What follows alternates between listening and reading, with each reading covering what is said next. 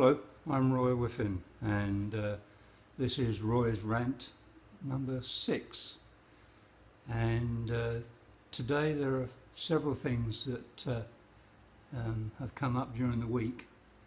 One of them is the red light cameras again.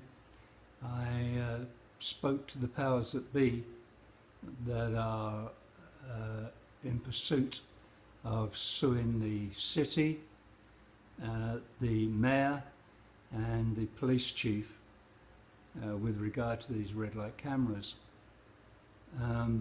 Several things came up.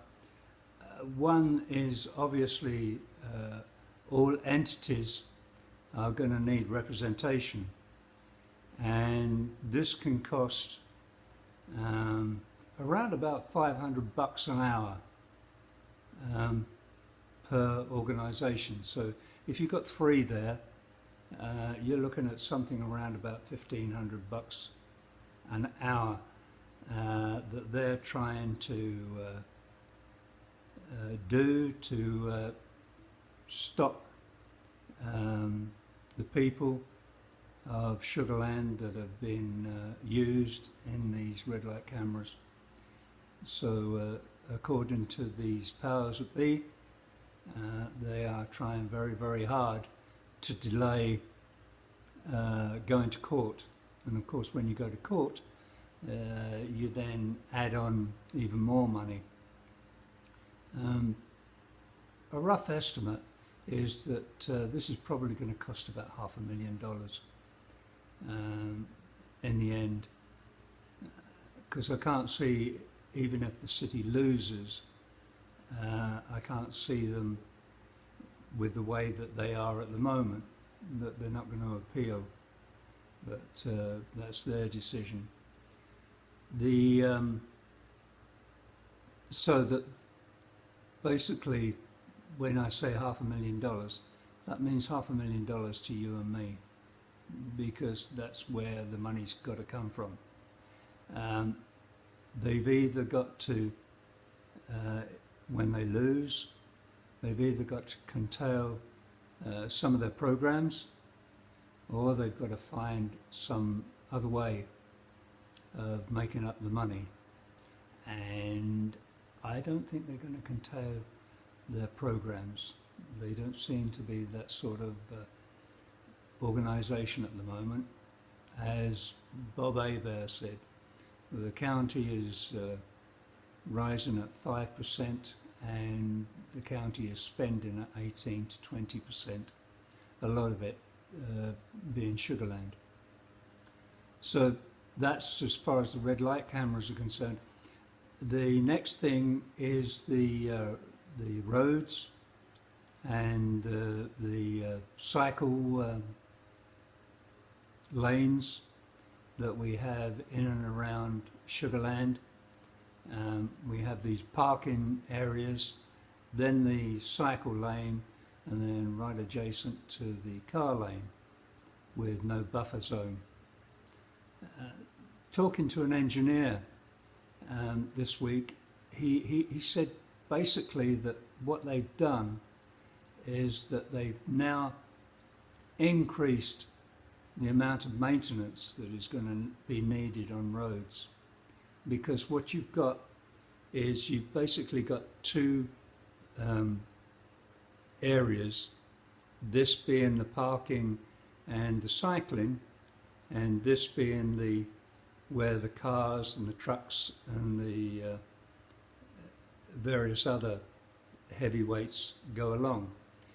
So if this is not getting much traffic, and this is getting a lot of traffic, what happens is that where they're joined in the middle there's going to be a difference, and it's going to be exacerbated by the difference in weight and the number of vehicles that are going across it, which is what you've actually got. If you drive around Sugarland, you can see that in a lot of places the road is uneven. 2 consequences to this. One is that when a vehicle's tyre hits this, it can do damage. It can tear into the tyre, etc., etc. The other thing is, a cyclist, if they're riding along, especially at dusk and dark, and they don't see this, they haven't got a prayer. That wheel goes down that bit, they're going to be off and hopefully going towards the curb and not going towards any vehicles that are coming here, but they're going to be in trouble. So that's that deal. We've got a load of other things coming up in the area. We've got new members coming in to the council that are going to be sworn in. We've got old members that are still going to pursue their rules and regulations. The last thing is the appraisal district. And I went, for a use of a better term, to court this week to challenge my appraisal. And what I came back with was a fairly large 5-figure reduction on the appraised value of my house, which to me obviously is very good.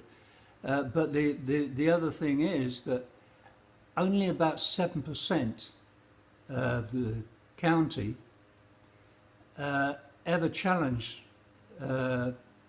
their appraised value. This is this is just done. I'm going to say they pull out figures from various properties that are sold in the last 6 months, and it's like a game of cards. They pull out 3 and you pull out 3, and then you have to challenge what they've done. And it didn't, I mean, I was in there about 20-25 minutes, and there was no real argument to it. I had my facts and figures in front of me, and if you have a good realtor that you know, obviously you can't do it this year now, but if you want to challenge it next year, get yourself a nice friendly realtor and ask them to do a CMA, which is a comparative market analysis for you, and then just go down there.